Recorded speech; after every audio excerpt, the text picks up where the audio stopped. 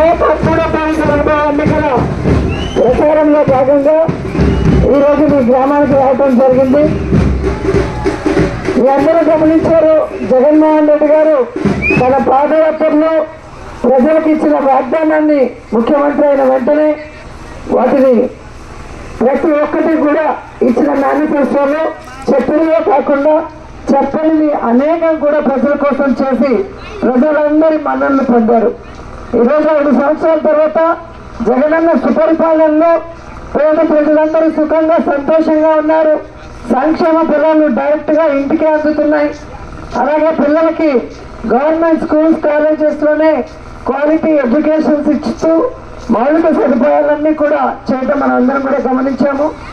అలాగే hospitals, పిఎస్సీలు, urban health సెంటర్లన్నీ కూడా ఏర్పాటు చేసి అన్ని ఫెసిలిటీస్తో ఆరోగ్య సురక్ష ఫ్యామిలీ డాక్టర్ కాన్సెప్ట్, అలాగే ఆరోగ్యశ్రీ కింద ఫ్యామిలీకి 25 లక్షలకి అది పెంచడమే కాకుండా ప్రజలందరికీ కూడా ఏ విధంగా హాస్పిటల్స్కి వెళ్ళి ఫ్రీ ఆఫ్ కాస్ట్లో ఆపరేషన్స్ చేసుకోవటానికి అన్ని రకాలుగా యాప్స్ కానీ స్పెషలిస్ట్ డాక్టర్స్తో వాళ్ళకి సలహాలు సూచనలు ఇవ్వటం జరిగింది. ఇల్లు లేని వాళ్ళకి ఇళ్ళ పట్టాలు ఇచ్చి ఇవ్వటం జరిగింది. ఇలా ప్రజలు ఏం కోరుకున్నారో అవన్నీ చేస్తూ ఈరోజు నేను ఇచ్చిన 2019 ఎలక్షన్లో మేనిఫెస్టో ఇది పూర్తిగా చేశాను. ఇప్పుడు 2024 మేనిఫెస్టో ఇది అని చెప్పి ధైర్యంగా ప్రజల ముందుకు రావటం జరిగింది. గతంలో కూడా మీరు చూశారు, రాజశేఖర రెడ్డి గారు 2004లో ఇచ్చిన మేనిఫెస్టో 5 సంవత్సరాల రాజన్న పరిపాలన స్వర్ణయుగం అని కూడా చెప్పగలం. ఆ తర్వాత 2009లో తన పరిపాలన చూసి ఓటేయమని అడిగిన దమ్మున్న నాయకుడు వైఎస్ఆర్ గారు. అలాగే ఈరోజు ఆయన కొడుకు కూడా 2019లో తాను ఇచ్చిన ప్రతి వాగ్దానాన్ని నెరవేర్చి ఈరోజు నేను మీకు మంచి చేస్తున్నాను అని అనుకుంటేనే నాకు ఓటేయండి అని అడిగిన దమ్మున్న నాయకుడు. 2009లో రాజశేఖర రెడ్డి గారు ఎలా మళ్ళీ విజయం సాధించారో 2024లో జగనన్న కూడా బంపర్ మెజారిటీతో మరి 175కి 175 ఎమ్మెల్యేలతో తిరుగులేని ముఖ్యమంత్రిగా రావటం మీరు అందరూ కూడా చూడబోతున్నారు.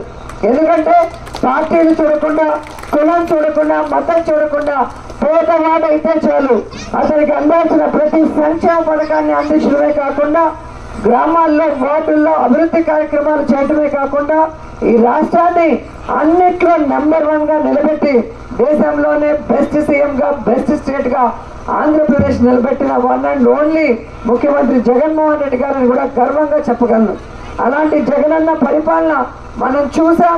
అది కొనసాగిస్తానని అన్న ఇచ్చిన మాట ప్రకారం, వాటిలో మరింత పెంపులు చేసిన ప్రకారం మనమంతా అన్నకి అండగా నిలబడాలి. మన పిల్లల భవిష్యత్తు, ఈ రాష్ట్ర భవిష్యత్తు బాగుండాలంటే ఫ్యాన్ గుర్తుకు ఓటేయాలి. ప్రతి మనిషికి 2 ఓట్లుంటే ఒకటి ఎమ్మెల్యేకి, ఒకటి ఎంపీకి, 2 ఫ్యాన్ గుర్తుకు వేసి జగనన్నని, మమ్మల్ని, ఎంపీని ఆశీర్వదించమని కోరుకుంటూ సెలవు తీసుకుంటున్నాం.